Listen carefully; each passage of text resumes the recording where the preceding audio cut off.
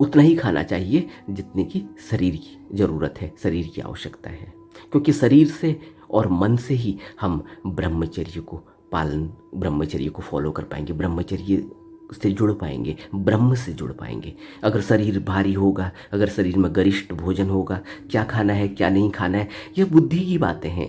इसमें ऐसा नहीं है कि यह कोई बताएगा, यह तो अपनी सोच और समझ, अपनी जैसे जैसे प्रज्ञा और विवेक फलित होता है वैसे वैसे यह समझ से मनुष्य के मन में आता है। अब मैं कह दूं कि यह नहीं खाना, यह नहीं करना, लेकिन मन जो है इतना दूषित है, मन फिर वही करने लग जाएगा।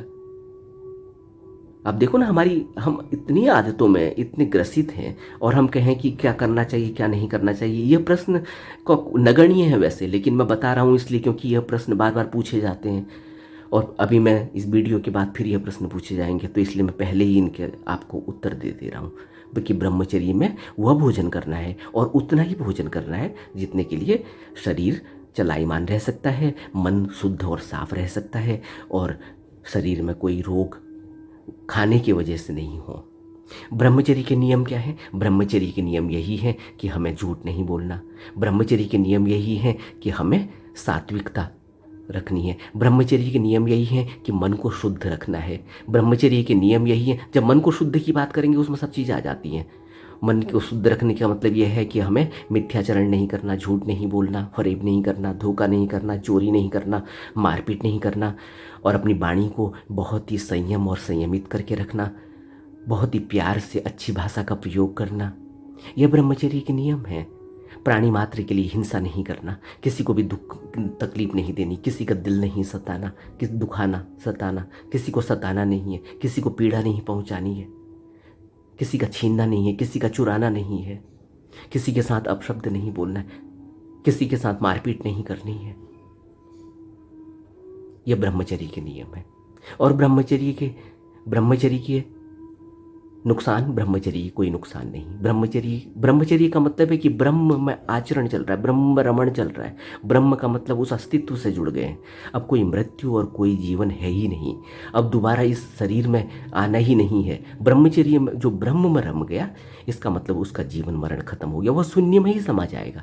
जिसको बुद्ध ने कहा ना, शून्यवाद विकसित हुआ ब्रह्म बुद्ध के बाद। ये ऐसा नहीं कि बुद्ध ने शून्य का, ब्रह्म की परिभाषा में भी शून्य, कि ब्रह्म वह शून्य है और वहीं से सब प्रकट हो रहा है और वही फिर शून्य में समा जाता है। यही ब्रह्म की परिभाषा है, और यही बुद्ध ने कहा कि शून्यवाद कुछ नहीं है। और ब्रह्मचर्य का अनुभव क्या है? ब्रह्मचर्य का अनुभव का पता चलता है कि जब हमारा मन शुद्ध होने लगता है, जब हम इन आचरण और इन नियमों का पालन करते हैं। इन नियमों का पालन मन को शुद्ध करने के लिए और शरीर को शुद्ध करने के लिए है, क्योंकि हमने इसको अशुद्ध कर दिया है।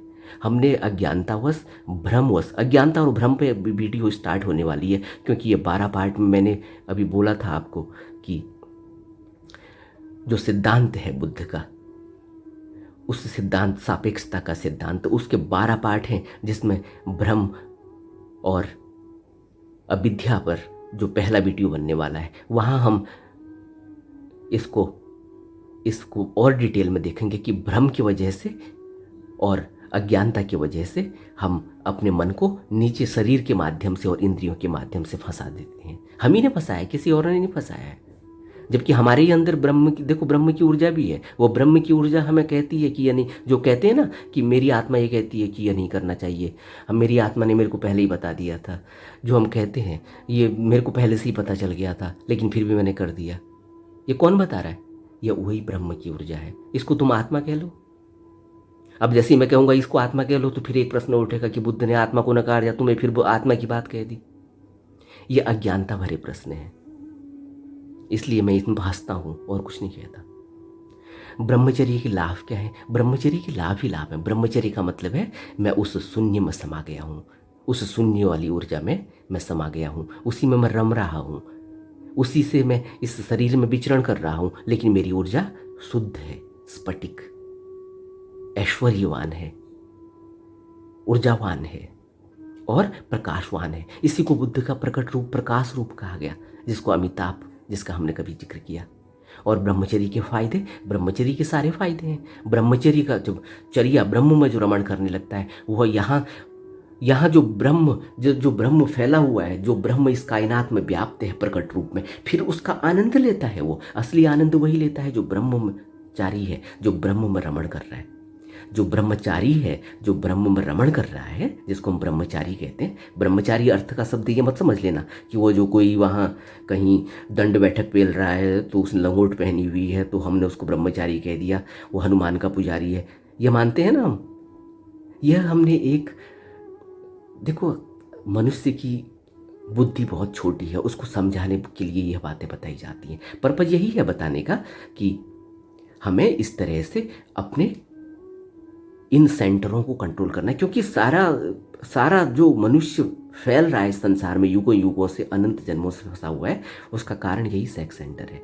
इसलिए जो परिभाषा और जो इस तरीके से बताने और समझाने की कोशिश करी, पिक्चराइज किया गया कि वो हनुमान का भक्त है, उसने लाल लंगोट पहनी हुई है, वो दंड बैठक करता है, वो कहीं उसमें रहता है, वो इसीलिए यह सिर्फ एक सिंबॉलिक समझाने के लिए बताई गई हैं बातें। तो यह हमें समझना पड़ेगा। तो ब्रह्मचर्य के लाभ क्या है? ब्रह्मचर्य के लाभ ही हैं कि हम कभी भी, हमारा मन अशुद्ध नहीं है और कभी भी हम शरीर और इंद्रियों में फंसे हुए नहीं हैं। यह ब्रह्मचर्य के फायदे हैं, ब्रह्मचर्य के लाभ हैं। ब्रह्मचर्य का मतलब है मैं परम चेतन अवस्था, मैं सहस्त्रार में ही जी रहा हूँ, मैं आंखों से ऊपर ऊपर ही जी रहा हूँ, मेरी ऊर्जा, मेरा मन आंखों से ऊपर ऊपर ही रहता है और मैं आनंद लेता हूँ इस ब्रह्मलोक का। इस ब्रह्मलोक का मतलब इस जो कायनात है, जो, इसलिए हमने एक अलग अलग लोक बनाए। ये अलग अलग लोक, अब मैं फिर इस पर बात करूंगा तो ये वीडियो और लंबा होने वाला है। मृत्यु लोक का अर्थ है कि जहाँ मन के द्वारा मनुष्य फंस गया है, फिर उसकी मृत्यु हो रही है, यानी मन मर रहा है, फिर वही मन, उसमें जो जो लगे हुए हैं संस्कार, वो संस्कार से फिर वो पैदा हो रहा है। ये हम जो 12 वीडियो आ रही हैं डिटेल में, सापेक्षता का सिद्धांत या प्रत्युत्पाद का सिद्धांत जो आ रहा है 12 वीडियो में, उसमें हम इस पर डिटेल में बात करने वाले हैं। तो वहाँ हम इस पर बात करेंगे कि कैसे यह मनुष्य मरता है मृत्यु लोक में और किस तरह से फिर दोबारा से जीवन होता है। तो ब्रह्मचर्य अगर हमारे अंदर नहीं है, ब्रह्मचारी अगर हम नहीं है, मतलब हम ब्रह्म में अगर रमण नहीं कर रहे हैं, हमने जाना नहीं, समझा नहीं अभी तक उस राम को, उस ब्रह्म को, तो फिर हम क्या करेंगे? हम फिर दोबारा से इस मृत्यु लोक में फंसे हुए रहेंगे। ये जो प्रकट रूप मृत्यु लोक दिखाई देता है ना, यह मृत्यु लोक का अर्थ है कि यहाँ आता है, फिर मर जाता है, फिर यहीं पैदा हो जाता है, यानी कि यह मन, यानी कि इसका चित्त यहाँ फंस गया, जबकि इसको उस ऊर्जा में फंसना चाहिए था ताकि यह ऊपर को जाता और उस शून्य में मिल जाता। यह यहाँ नीचे इंद्रियों के जरिए यहाँ मृत्यु लोक में फंस गया। अब ये यहीं मर रहा है, यहीं जी रहा है, भवलोक जिसको कहते हैं। और जो उसको हमने ब्रह्मलोक कहा, ब्रह्मलोक का मतलब यही सहस्त्रार, जिसको मैं कह रहा हूँ कि यह आपके सर पर जो यह चोटी है, यहाँ अगर आपका चित्त यहाँ अटका हुआ है, यहाँ रुका हुआ है, यहाँ रमण कर रहा है, या आँखों के केंद्र से ऊपर, दोनों आँखों के मध्य से ऊपर की तरफ रह रहा है, तो यही ब्रह्मलोक है। वह ब्रह्मलोक नहीं कि जब शरीर छूटेगा तो आप ब्रह्मलोक, फिर तो आप शून्य में समाई जाओगे, ब्रह्मलोक में समाई जाओगे, लेकिन इस मनुष्य रूप में भी आप इसका अनुभव कर सकते हो। यह ब्रह्मलोक हमारा यह सहस्त्रार है जहाँ बुद्ध रहते हैं। वो सहस दल कमल जो आप देखते हो ना, कि एक स्वर्ण कमल खिला हुआ है बुद्ध की प्रतिमा पे, वह इसका डिनोट है कि यह ब्रह्मलोक है। इस ब्रह्म में वो निवास करते हैं, वो खिला हुआ है कमल। लेकिन हमारा, क्योंकि हमारा चित्त इतना नीचे गिर गया, इतना काला हो चुका है, हमें तो पता ही नहीं कमल कहाँ खिलता है। हम तो यहाँ अभी आनंद ले रहे हैं, किसी को स्पर्श कर लेते हैं, लगता है आहा क्या सुख आ गया, और उसके परिणाम क्या होते हैं? संसार बनता है। और हम क्या करते हैं? क्या स्वाद आ गया, ये केला कितना मीठा था, यह आम कितना मीठा था। इस इंद्रिय के भोगों में फंसे हुए हैं, भोजन में फंसे हुए हैं। आंखों से देखते हैं कितना, कितनी खूबसूरत तस्वीर है, इसको खरीदूंगा मैं, चाहे मुझे कुछ भी करना पड़ जाए। या आंखों से कोई और पहनने के कपड़े देख लिए, कुछ और देख लिया, कोई चश्मा किसी तरीके का भी आ जाए, बस अब वो चीज़ खरीदनी है। और इसी अशुद्ध मन से फिर हम कहते हैं हम तो ब्रह्म, हम क्या मानते हैं। अब एक प्रश्न और उठता है कि ब्रह्मचर्य से दिमाग और शरीर पर क्या प्रभाव पड़ता है? ब्रह्मचर्य से शरीर ऐसा हो जाता है जैसे बुद्ध काया या निर्माण काया हम किसको कहते हैं? बुद्ध की तरह बुद्ध हो जाता है, स्थिर। और चमक, स्वर्ण की तरह चमक, हीरे की तरह उसमें प्रकाश है। और दिमाग, दिमाग का मतलब है यहाँ पर कि ऐसा शुद्ध मन, ऐसे शुद्ध इंद्रियां कि उनमें कभी भी कोई भी व्यभिचार नहीं होता, उनमें फिर कभी भी कोई शील के नियमों का उल्लंघन नहीं होता। और ब्रह्मचर्य की उम्र क्या है? ब्रह्मचर्य की उम्र का अगर बात करें तो जब सोच समझ पैदा होती है तो ब्रह्मचर्य, ब्रह्म के बारे में ज्ञान शुरू होता है। अब एक छोटे से बच्चे को हम ब्रह्म के बारे में करेंगे, जब उसकी सोच समझ ही उतनी नहीं है तो फिर वो नहीं समझ पाएगा।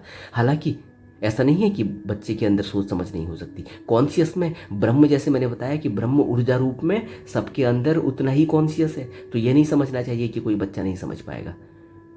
आप इतिहास पढ़ते हैं ना, अगर धर्म ग्रंथों का इतिहास और अभी किसी संतों का अगर जीवन पढ़ेंगे तो ऐसे ऐसे संत हुए हैं जो बहुत कम उम्र में 5 साल 8 साल में जिनके अंदर ब्रह्मचारी हो गए, यानी ब्रह्म आचरण आ गया, यानी ब्रह्मचर्य फलित हो गया, यानी जो ब्रह्म में जिनका रमण हो गया। 5 साल 8 साल का बच्चा।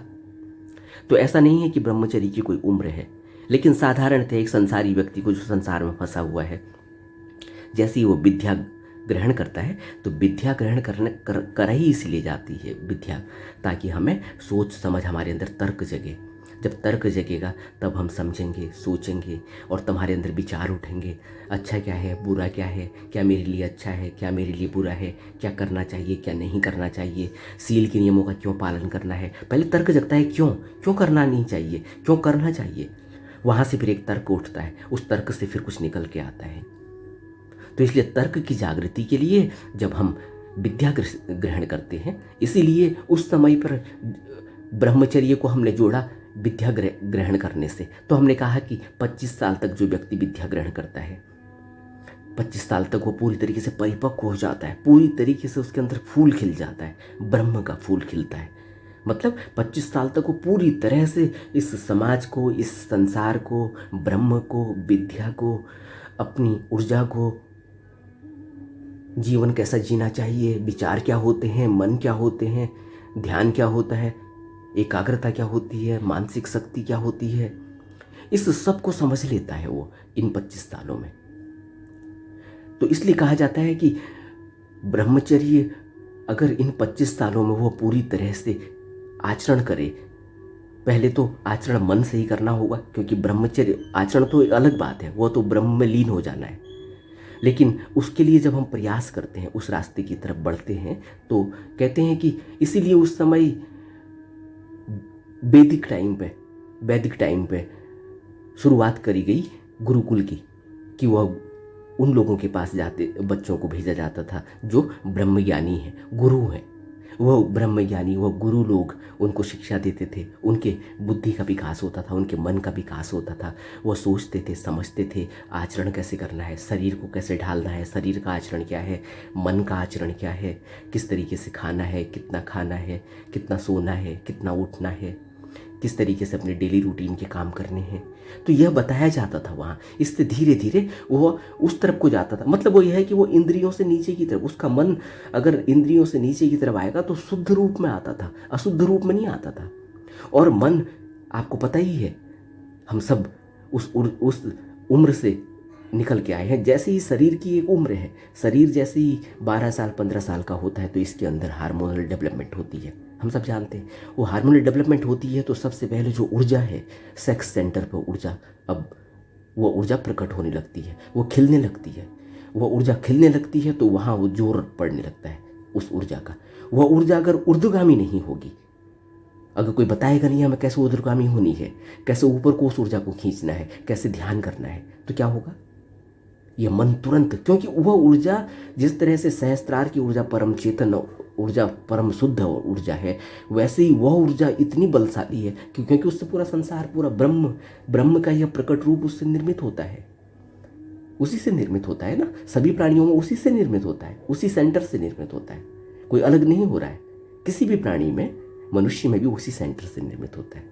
तो यह ऊर्जा उसी सेंटर पे जोर मारने लगती है तो मनुष्य नीचे गिर के, छोटा सा बच्चा 12-15 साल का, वो धीरे धीरे अपनी इंद्रियों के जरिए वो नीचे गिरने लगता है और वह नीचे गिर जाता है। उस ऊर्जा को वह नीचे की तरफ, जमीन की तरफ बहा देता है।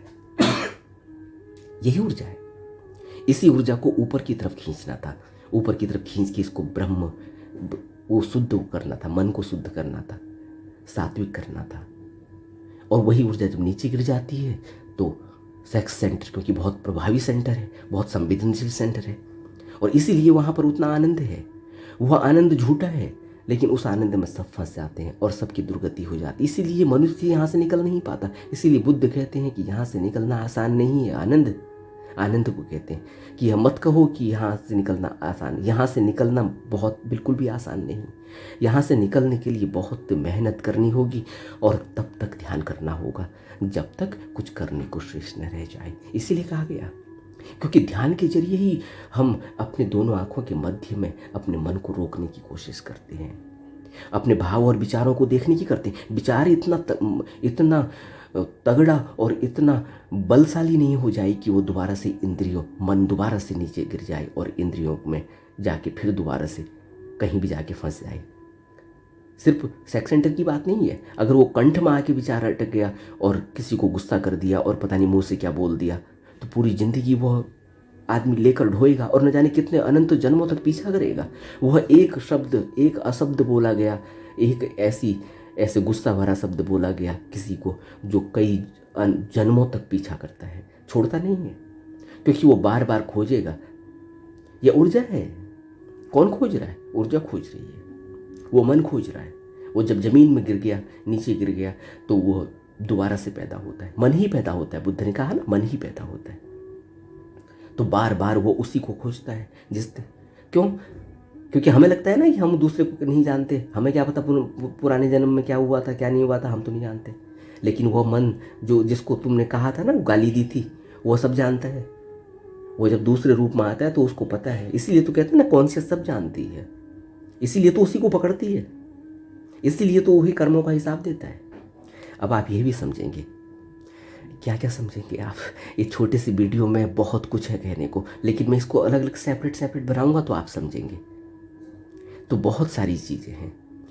तो आज हमने बहुत अच्छे तरीके से इन चीज़ों को समझा है, और आगे मैं और इस पर अभी काम कर रहा हूँ। अभी मैं और इन जो प्रश्न मैंने बताए, इन प्रश्नों के भी कई प्रश्नों पर मैं वीडियो बनाऊंगा, ताकि और अच्छी तरह से समझ में आ जाए। लेकिन अभी आपको बेसिक चीज़ समझ में आ गई।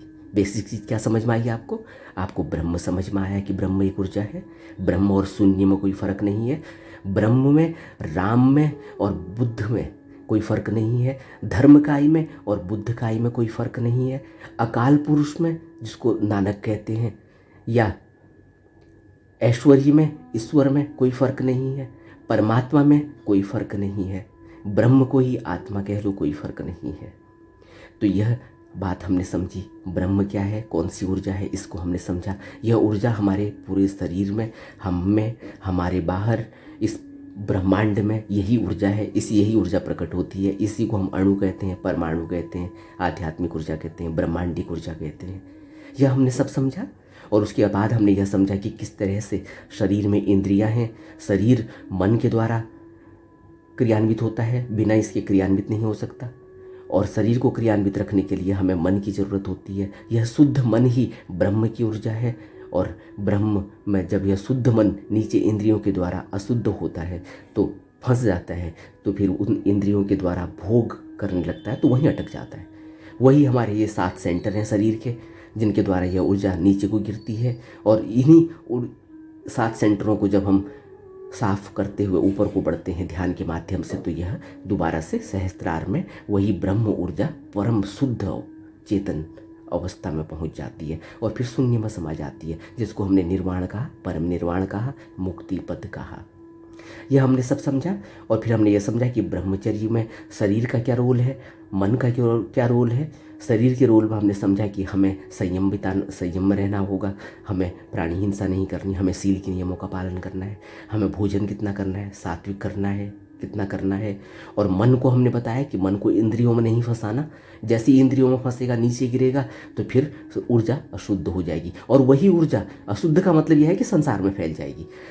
जैसे ही वो सेक्स सेंटर से ही संसार का निर्माण होता है, संसार का निर्माण करने लगेगी। इसीलिए बुद्ध ने भिक्षुओं को, स्पेशली भिक्षुओं को, मैथुनचर्य न करने की सलाह दी, क्योंकि मैथुनचर्य से संसार का निर्माण हो जाएगा। और संसार का निर्माण हो जाएगा तो फिर वह मुक्त नहीं हो पाएगा, फिर वो भिक्षु नहीं है, क्योंकि वह भिक्षु मुक्त नहीं हो सकता, क्योंकि उसने संसार का निर्माण कर दिया। अब उसे मुक्त होने के लिए बहुत मेहनत करनी। इसीलिए बुद्ध ने बाद में जो मध्य मार्ग का, क्या इसका जो प्रश्न उठा था कि क्या फिर मध्य मार्ग यानी कि जो संसारी है क्या वो कभी मुक्त नहीं हो पाएंगे, तो फिर बुद्ध ने एक मध्य मार्ग जो बताया, वो मध्य मार्ग में भी, हालांकि बुद्ध से पहले वैदिक समय में मध्य मार्ग की बात कही गई, गृहस्थ आश्रम रखा गया। वो गृहस्थ आश्रम भी इसलिए रखा गया, गृहस्थ आश्रम का मतलब ये नहीं कि गृहस्थ में भोग में लगे रहो, गृहस्थ का अर्थ है कि हमें अब नियम और संयम में रहना होगा और हमें मध्य मार्ग का इस्तेमाल करना होगा। मध्य मार्ग का अर्थ है कि हमें संसार में विचरण करना होगा, संसार के चर्याओं में अपने सारे का कर्म कांडों को निपटाना होगा, क्योंकि अब हमने वो कर्म बो दिए हैं, अब हमने वो बीज बो दिए हैं, अब हम संसार में फंस गए हैं। तो उन बीजों को धीरे धीरे अपने अपने विवेक से, अपनी प्रज्ञा से, अपने ब्रह्म आचरण से, ब्रह्मचर्य से, ब्रह्मचर्य का पालन करते हुए अपने को दोबारा से धीरे धीरे ऊपर उठाना होगा और फिर से वही सहस्त्रार्थ में लाकर इसको परम शुद्ध चेतन अवस्था में ले आना होगा। यह ब्रह्मचर्य है। आज हमने यह सब सीखा। इसके बाद अब मैं इनके क्वेश्चन आंसर जो है उन पर भी अलग अलग वीडियो बनाऊंगा, तो अब आपको और अच्छी तरह से समझ आएगी। अगर आपको कोई प्रश्न है तो उस प्रश्न को आप लिख कर कमेंट्स में ज़रूर दें, ताकि मैं उस पर फिर दोबारा से भी वीडियो बनाऊं या आपको उसका उत्तर दूंगा। ये वीडियो लंबी हो गई है, मैं इसको 2 या 3 पार्ट में काटूंगा, तो आप सभी पार्ट को ज़रूर देखें।